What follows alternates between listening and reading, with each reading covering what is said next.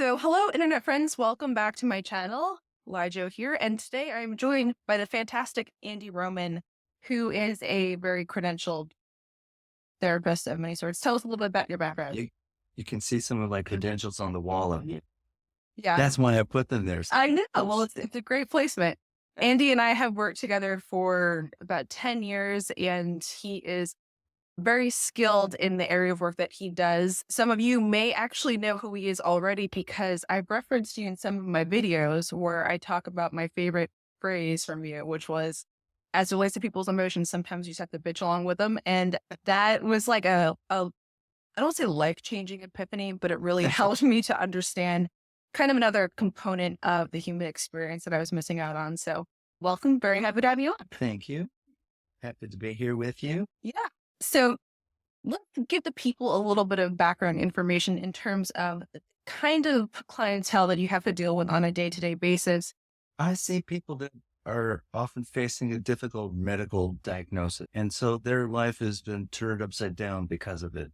They're not on the same timeline business as usual, but they're taken out of that and they have to face deeper realities, often including their own mortality. And so that's intense. What have you learned about what humans experience by going through something like this, a change in their life? They will often seriously reevaluate what they're doing. Mm-hmm. And often a difficult medical diagnosis gives people permission to actually restructure their lives and reevaluate and make powerful new choices, big time. Because it's not business as usual. Mm-hmm. Yeah. And they're starting to face the things that are really important. Mm-hmm. Sometimes illness gives people permission to quit a job that they never liked, they find out that people really love them. Mm-hmm. And that only happened because they got sick. Yeah. And then they say, oh, I want this.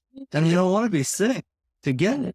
And so for myself, that was particularly a challenge to me. How do I deal with someone who is going through a very intense emotional experience as someone who cares, or just even as a bystander? And how do I be a supportive human to someone who's going through something so visibly and understandably challenging? What are some important components of being supportive for someone who's going through a hard time in their life? How do you be a better supportive human in that experience? It's such a beautiful question. How to be a better human being, how to be there with somebody and for somebody. Mm-hmm. And I think there's just a few basic principles. One, be yourself. What does that even mean? It just means you got to know yourself. You got to cover the territory that within yourself. Well, I need to cover the territory within myself. How am I going to help somebody hold their hand while they're covering that terrain if I don't know that terrain? Yeah. So I have positioned myself this way so that I can expand and deepen my humanity. Mm-hmm. I'm into it. And I tell you, when somebody's going through something, they don't want platitudes. They don't want pity. They want authenticity. Yeah. And so I will often, because I see people as goofy, I'll goof around with somebody when they're being really serious because what they're facing is really serious. And people like being teased. They show up like their older brother. It's similar to sometimes people just need you to bitch along with them. Yes. It's along with them. They want you to be on their team. Yeah. And I have to join my own humanity if I want to join somebody who's going through some difficult times. Yeah. It's so true. And it's a feeling thing. It's a feeling oriented thing. It's not a head thing. Yeah. It's like, okay, my heart is with you. Right.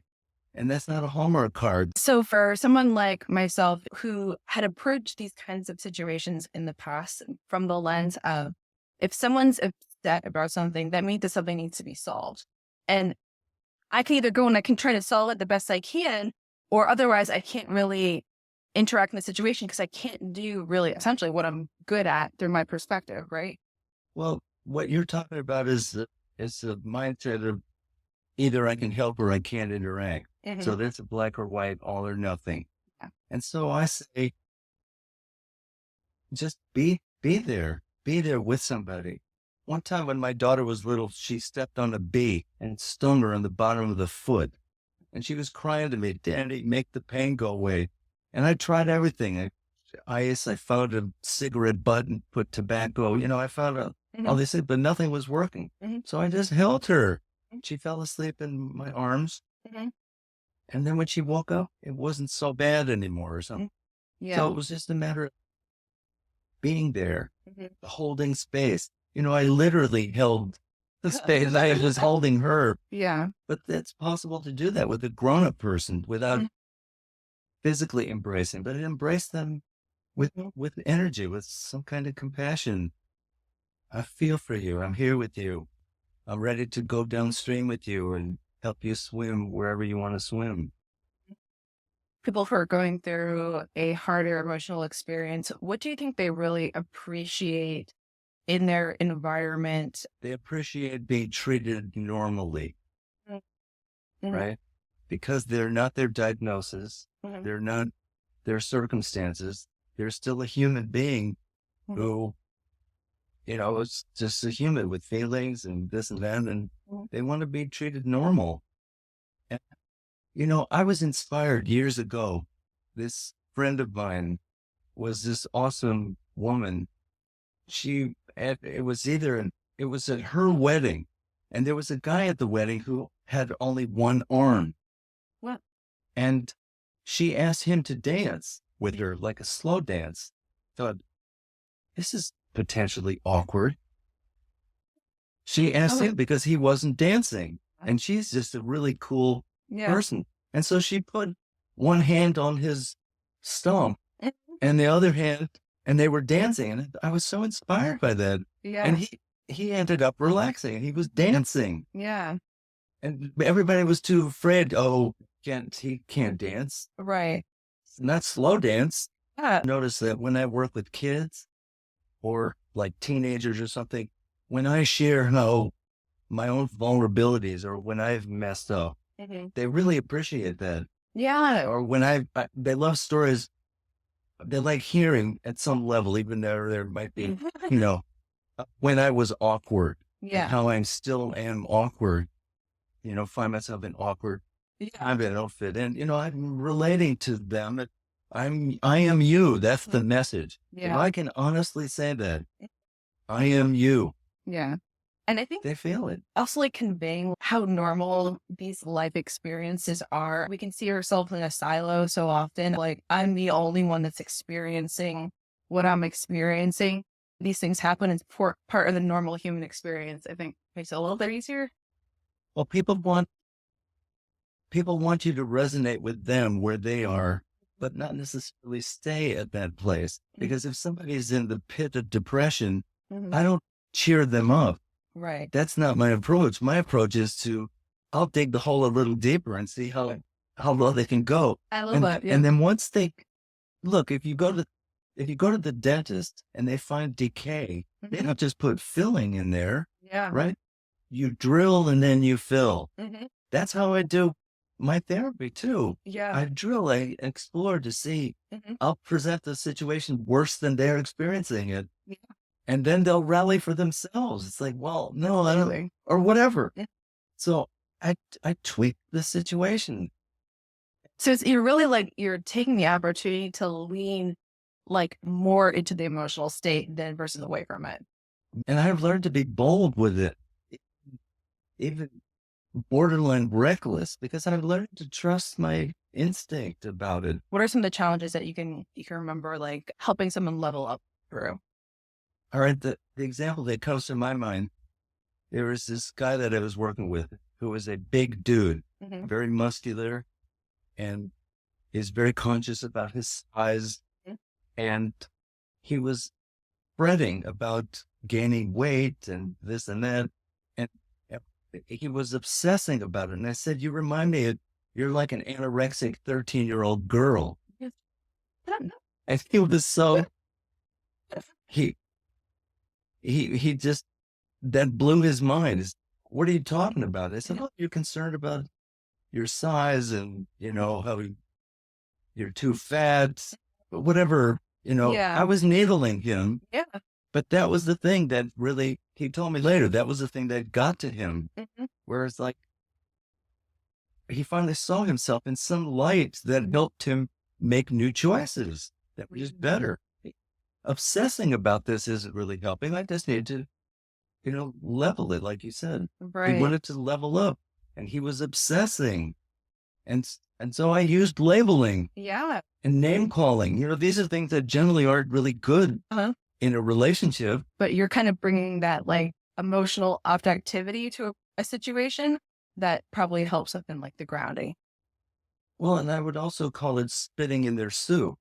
You know, if Yeah. you were eating soup and I spit in it, you wouldn't keep eating it, Mhm. right? So he was so obsessing about this and that, and I just spit in it with this whole image of him being like a 13-year-old anorexic girl Yeah. that was so abhorrent to him, or so, ugh, Mhm. I can't do that anymore. Mhm. There was somebody who came to me, wanted to quit smoking, and I tried everything. Mhm. And I tried hypnosis. Nothing worked until I said to him, you have this new baby at home. I said that, every time you smoke your cigarette and every time you blow smoke, I want you to imagine blowing that smoke in your little daughter's face. And he said, that's terrible. And I said, yes, it is. And then he said he couldn't smoke after that because he couldn't shake that image. Right. So like really using like the visualization component to get the thought across to someone. Well, because I hadn't visualized, licking an ashtray or something. That just didn't do Didn't it for work, him. yeah. But when it was really personal, Mhm. that that did the trick. If the visualization isn't related to what you value in a situation, then it's just kind of like you're going through the motions of, sure, I can visualize that thing or whatever, but if it doesn't mean anything to you, then And I thank you for saying that because the meaning comes from feeling. mhm, Feeling and meaning are really very deeply connected. mhm, And so when there's deep feeling, that's when we make changes. That's why people who are facing their own mortality, they inevitably go there because who's neutral about their own mortality. No one is neutral. And so, I've written, my first book is called Deep Feeling, Deep Healing, the heart, mind, and soul of getting well, where I really focus on how to help a person access that deep feeling level within them so that they can make informed, meaningful choices for themselves. And it's only when the person reaches that does it stick. Otherwise, like you said, you can go through the motions. I can, say a mantra or whatever it is, but if there isn't some personal feeling to it, it's gonna, we'll get over it mhm. quickly. Our ability to connect meaning with something is also like our ability to do other things, like almost like determining priority in our lives. If everything's a 5 out of 10 in terms of meaning, and you haven't really built that relationship with what means more to you and what's most important to you, then how can you really prioritize your own future? And a lot of times we only get in touch with what's meaningful for us when we're on the brink of losing it Mm. or have already lost it, right? That's when people have regrets. Oh, I wish I had, you know, been more close with the Mm. person or something like That's a that. good point. Yeah. I don't want to wait for that in my life. I want to get to what's important Right. and not to have to lose it to recognize its importance. And that takes effort every day. How can someone assess that for themselves? Are they doing that kind of work on a daily basis? Or Yeah, that's a really good question. I find when I'm telling the truth, and there are several levels of truth telling. One is just the facts. mhm, This is terrazzo or whatever you call it on the floor here. right. That's a fact. Um, I really don't like it. That's level two. Hmm. That's your feelings about it. And level three truth telling is confession. Hmm. You know, I'm really jealous about this floor because I don't have that kind of floor in my house Yeah. or something. It's Yeah. more vulnerable. That level That's of great. truth telling leads to magic if you lean into it. Most people are afraid of that level of intimate sharing. Vulnerability, honesty, and self revealing. Mhm. Those are the ingredients of real intimacy. Wow. And the more I bring those in, and I'm responsible for that, Yeah. the more I bring those in, the more of the magic I want Mm. shows up in my life. I can't imagine that someone could upkeep that level of dishonesty with himself for a long period. People do it for a whole lifetime. I did my internship at hospice, Hmm. the freestanding hospice in West Palm, Hmm. where I saw people literally who were on their deathbed. Hmm. And some of them were struggling and wrestling because they had simply not been authentic their whole life. And here they are faced with the final moments. Yeah. That's talk about intense. Yeah. And part of my job as a mental health counselor intern there was to help them resolve some things and make peace with the people that were there with them. And some of the most beautiful interactions Hmm. where they actually made the leap, years too late, but they still did it before they died. We're so used to lies. We don't know a politician that isn't a liar. We elect liars Yeah. and we know they're all liars. We Yeah. know it. Yeah. It doesn't matter what party they're in. Yeah. And we're so used to it that, It's become part of the culture and it's become what's accepted. yes. And we accept lying to ourselves Mhm. about what we really want and what's important to us. And sometimes it takes crisis to help us snap out of it. Mhm. And I don't want to live my life like that. I don't want to be crisis dependent No. as a path of awakening. Unfortunately, it seems like the planet collectively, we're on a crisis dependent path of awakening. So let's hit a little bit on the topic of bitching alongside people. When I observed you doing like the healing circle with all these people who are going through these things and they're all being vulnerable together in this environment, and I see you, like facilitating the circle, as this master emotional ninja. And I'm just watching like in awe. I'm like, gosh, these are people who are sharing these like crazy, like critical things that they've been going through and they're being vulnerable in this environment. And you're just rolling along with it, just another day for you. And I was like, how in the world does he like process this environment and facilitate it so well? And then that's when I asked you, how do you deal with all these people's emotions? And you said, sometimes you have to just bitch along with people. And I was trying to solve it completely the wrong way. I was trying to solve like this emotional thing as a puzzle piece that you have to fit these pieces into to get the whole thing to work. So how would you, in your own words, kind of say what happens in that kind of a situation? Do you know about the horse whisperer, the original dude who was called the horse whisperer? Okay. He was a guy who grew up on a ranch and he saw his father breaking in horses. And that's the phrase. You break the horse, you tie its front legs until it just gives up. But then he watched wild horses in the wild, and saw that there were different factors on how to get a horse to go a certain direction. Mhm. And he came up with this method where I saw a video of him where this wild horse was put in an arena with him and he threw a rope and he said, he had a little microphone. He said, this horse is going to run for about 12 minutes because they're wired. When they feel like in Right. danger, they run. And after 12 minutes, he said, okay, now watch this. The horse stopped. He said, now it's going to put its ears down and then it's going to be ready to join the herd again. Mhm. And there's nobody else in here except me. So I'm going to be the herd Mhm. for the horse. And so the horse, sure enough, it dropped its ears. And then the horse looked at him and he looked away. He said, I can't make eye contact yet. And he walked away from the horse and the horse walked towards him. Oh my God. And he said, pretty soon the horse is going to relax and it's going to let me touch it. And then he Right. reached out. And so then within 15 minutes of this wild horse, he was able to put a blanket and a saddle on the horse and they were one. In the same way, we're humans, we're primates. We want to join the tribe. Mhm. And so I throw the rope, I'll Mhm. do all stuff. And eventually I will wear down a person's defenses because they just get tired of being separated in their own suffering. Yeah. They want to rejoin the herd or whatever. Oh gosh, it's so good. And it's a big principle I use in the healing circle because Mhm. we all want to be together. And so there's an agreement spoken and unspoken, that we're going to go with you in your suffering. We're going to let you run for Mhm. 12 minutes, and then you will want to join us. And then we have all this love here for you. Mhm. And that's the therapy of it. Yeah. Another principle that I learned in the hospital, I used to Mhm. work as a nurse in the ICU.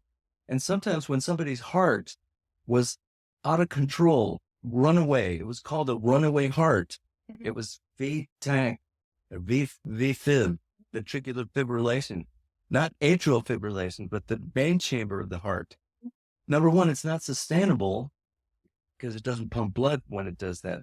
But what they would do is they would jab in these wires to an external pacemaker, Mhm. and then they would go faster than the heart was actually beating. It was called overdrive pacing. Mhm. And once you go faster, there was a certain point where it's called capturing the heart. I Oh, love that interesting. metaphor. Yeah. And once you capture it, you can then turn it down. Wow, that's so cool. No idea. I didn't know that was a thing. It's a thing. Yeah. And the same thing is true emotionally, Mm. big time, where some people, if somebody's depressed, they'll just try and counter the depressive vibe with upbeats, happy, this and that. That's not what I do. I told you, I'd go down with them and explore it and even dig it a little deeper for them until I've captured their heart, and then they're ready to rise. They'll rally for themselves. Yeah. I love that. I love that phrase too. Rally for themselves. It's like, if you're not having to convince someone of like changing their direction, you can't really convince someone of something unless like they've convinced themselves. And so, being alongside with them through that process, is kind of does help to get them over the other side. And also the power of the relationship really makes a difference because we're primates. We want to be with each other. Mhm. That's why an alcoholic intervention or a drug intervention can be so powerful, because we're telling the person, we can't stay connected with you while you're like this. You need to get some help so that you can be with us. And because we really want to be with you. But if you don't, we can't be with you. And then that puts real pressure on a person and they will often, oh, screw you. I don't need this. Yeah. I can quit whenever I want or whatever. But the power is a little bit risky Mhm. procedure, Mhm. but the power of inviting them to be in relationship, Mhm. and the fact that what they're doing is risking that. If they Mhm. don't straighten up, they're risking the relationship. And if there's enough love there, they'll humble themselves and do what they need to do. When people are going through things, what are the ways that are most beneficial to respond to them and be supportive? Be honest, Mhm. be vulnerable, be prepared to reveal yourself. Mhm. And then, I mean, if somebody comes to me and they're really excited about something, I will admit, I often will think, oh, how is that affecting me? It depends on Mhm. the relationship that they have. Oh, does this mean that they're going to be excited and then leave me? Yeah. Or is this something they're sharing with me because am I going to have to change now too? Yeah. People discover a healthy way of living or something, and then they will invite their loved ones to do it. Yeah, that's a good point. Yeah. As much as they're excited about it, it's challenging. Oh man, you're expecting me to change? Yeah. So I mean, really, it's just to make room, to be open. The more flexible I can be, Mhm. the more clear I can be about what I really want in my life. I want adventure. I want magic. I want to grow. Mhm. That makes being with other people an opportunity. It's a challenge, but challenge in a positive sense of challenge. Mhm. Not they're challenging me. I don't want to give up my hot dogs or whatever, Yeah. but it's challenging me. And if I can be in a really good space, everybody I meet helps me go in the direction that I want to go. Be open to change, Yeah. because somebody said life is change. And if we resist it, that's just our lazy brain that likes what we're used to Mhm. speaking at that point. And change is exciting. That's why we go places on vacation that we've never been before. Yeah. go to places where we don't even speak the language because there's a certain excitement that comes with that. I want that in my everyday life, not Yeah. just reserved for 2 weeks, in Costa Rica or Yeah. something. But every day. Tell us a little bit about your book that you wrote recently. My recent book is called Get Real, Get Well, The Power of Authenticity to Heal. And a lot of it is based on my work as a therapist, Mhm. working with people who are facing difficult medical diagnoses. And I've noticed that when they start getting more authentic and real and reevaluating what their real values are, and then choosing a lifestyle that's in alignment with that, letting go of things that don't work for them anymore and choosing things that do work for them, Mhm. they get well Mhm. physically. Yeah. Mine isn't the only book. There's another book called Remarkable Recovery. And they found that the single factor that these people had who experienced remarkable recoveries against all medical odds was that they took a step into what they called congruence. That means being in alignment with the self, Mhm. with what I want is what I pursue. What Mhm. I don't want is what I say no to. Mhm. What I what I like is what I express appreciation for, that Mhm. kind of stuff. Yeah. And so that was the dramatic. It wasn't small steps. These people made some kind of a leap into congruence. Mhm. The the beautiful news is that being true to yourself is actually good medicine. Yeah. But I have to know myself. I have to know what that self is, Mhm. not the lies that I've been taught, that I've swallowed, that I've come to believe are true. I have to know the truth. Yeah. And that's how you help people. The truth shall set you free. Yeah. What Jesus didn't say was, in the beginning, it might make you really uncomfortable. That's so true. Well, Andy, thank you so much for sitting down talking to me. I can't wait to edit this video so that I can go back and listen to the whole thing again and like put all the nuggets in my pocket and take them out when I need them. So the link for Andy's book is going to be in the description. You can check it out, and I'm also going to put your YouTube channel because you're on the YouTube journey as well. So Get real with Andy. get real with Andy. He'll get you into shape. He'll dive deeper than you thought you were at, and then you guys will come out the other side. So thank you again so much. Really appreciate it. You know,